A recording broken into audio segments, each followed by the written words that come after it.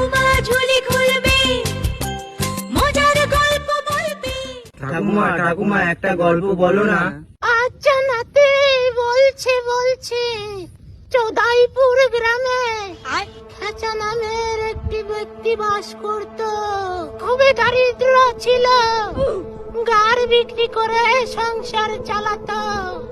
হঠাৎ একদিন গাড়ি হিটস হয়ে যায়। তারপর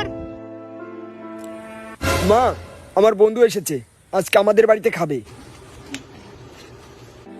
এমনিতে তো আমাদেরই খাবার জোটে না, আবার একে নিয়ে এসছিস। বাবা, তোমাদের কি বাড়িতে খাবার জোটে না?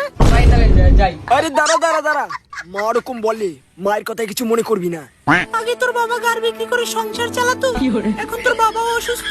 তোর বাবার ওষুধের খরচা, সংসারের খরচা আমি কিভাবে চালাই সেটা তুই একবারও জিজ্ঞেস করেছিস আমাকে? তুইও তো যেতে পারিস তোর বাবার মতো গাড়ি বিক্রি করা কাজে, তাতে অন্তত সংসারটা তো চলবে। আমি বাবার মতো হতে চাই না। ওইদিকে তোর বোনটারও যৌবন চলে এসছে। ভাই তোর বোন চোখ মারছে।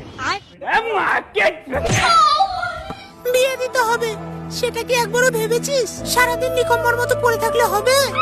তুমি চুপ করবে? একবার খাবোই না আমি। আবার দেখো খাবার ছেড়ে উঠে গেল। আবার